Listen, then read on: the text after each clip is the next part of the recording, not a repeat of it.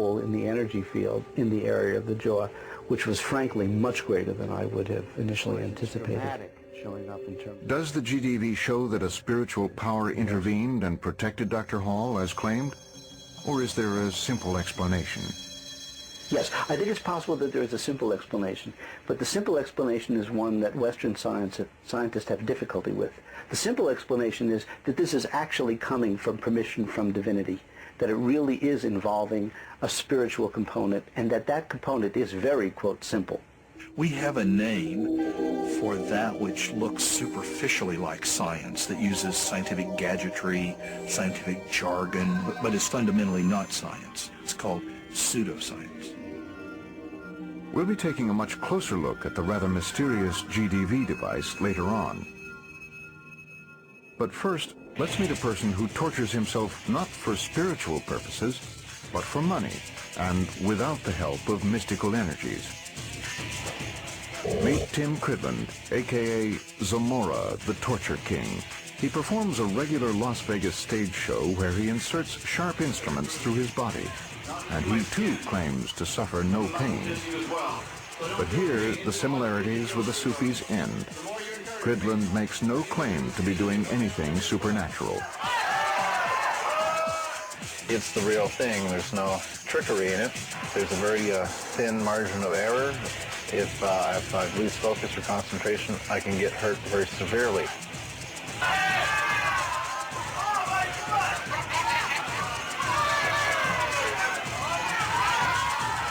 Does he not feel any pain, or does he just have an incredible tolerance for torture? No blood, no pain, ladies and gentlemen. That is mind over matter.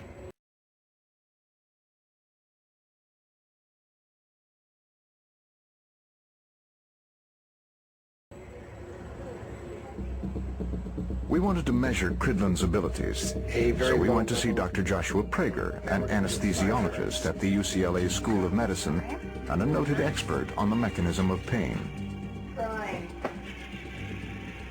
Using a device that delivers a low-voltage electric sensation, he'll determine what Cridland's pain tolerance really is. Now we're going to change the frequency. Most people score in the 4 to 6 range. Cridland's first attempt is a 20. Your score basically puts you in outer space compared to the rest of the population. And after one practice round, Cridland scores an off-the-scale 27. Dr. Prager believes that by using meditation and self-hypnosis, Tim has somehow learned to block pain signals from being processed by the brain at a nerve path called the descending pathway. Okay, ready? Go. Well, I theorize that he activates the descending pathway, whether it be through some sort of self-hypnosis or some way of creating disattention. Clearly, he is able to change something in his nervous system so that he can tolerate more pain. So if Tim Cridland can tolerate pain by using meditation or self-hypnosis, could this be what's allowing Dr. Hall and the Sufi dervishes to not feel pain? Perhaps, but does this also explain the Sufi claims to be able to heal extraordinarily quickly? We went to Dr. Joseph Molnar for an answer. Molnar is a reconstructive surgeon who has operated on thousands of wound-related injuries. He thinks that the rapid healing has more to do with where the Sufis choose to wound themselves than with any spiritual power. Many of the wounds that were created were put in places that are relatively silent. The man that put his sword through the chest looked to me that he was putting it through the skin and fat of his chest. We actually do something very similar in plastic surgery if we do liposuction of the chest. But what about the wound created when Dr. Hall drove an ice pick through his cheek? There was very little blood, and the wound appeared to heal in minutes. I'm not necessarily surprised with the amount of bleeding that I saw in that particular case. Anyone who's ever donated blood knows that you get some bleeding for a few minutes. If you hold pressure, it stops. I think it is important for scientists to investigate strange claims because it is the job of science to discover what still is unknown, and it is what scientists do all the time. I don't think it is possible for a person to transfer his or her energy to another person. If it really happens, then it should be investigated with the instrument of science. Massimo and Luigi are quite familiar with the GDV device used to test Dr. Hall's aura while he pierced his cheek. In fact, they've built their own version. Like the GDV, it's based on Kirlian photography, but it exposes a few problems with GDV as a tool to measure life energy. In this device we have a high frequency generator and a high voltage generator. Together, they produce a low-intensity electric charge that's safe to human touch. This is neat. It's also equipped with tanks of helium and neon gas that are pumped to a sealed chamber under the surface plate of the machine. When an object is placed on the plate, the electrical charge excites the gas molecules, causing them to glow and creating what looks like the object's energy field or aura. But if this is supposed to be a life force, like an aura or chi, why is it just as powerful in inanimate objects? It certainly does not capture an aura or a psychic energy or whatever. This is a machine that works by itself, and whatever you put on top of it, a hand, a shoe, scissors, anything, it just shows a glowing light. But it is not a light coming from the object, it's a light coming from the machine.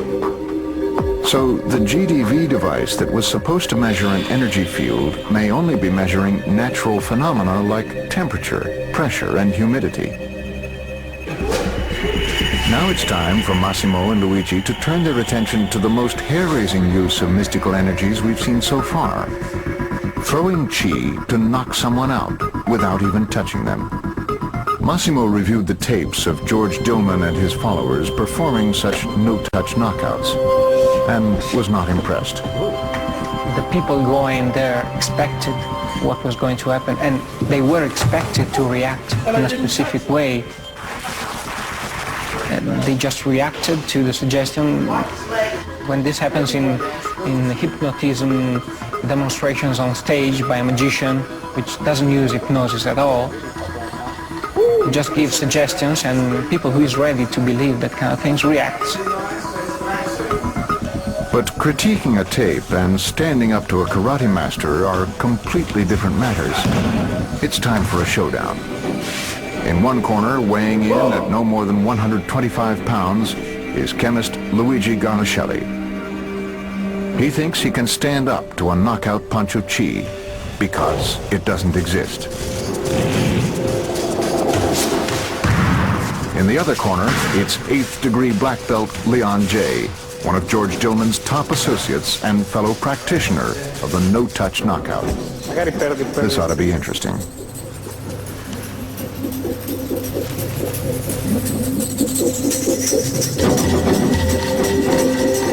In fact, when we did the test on Luigi, he was not ready to believe these things. So maybe it was just staying there, seeing what would happen.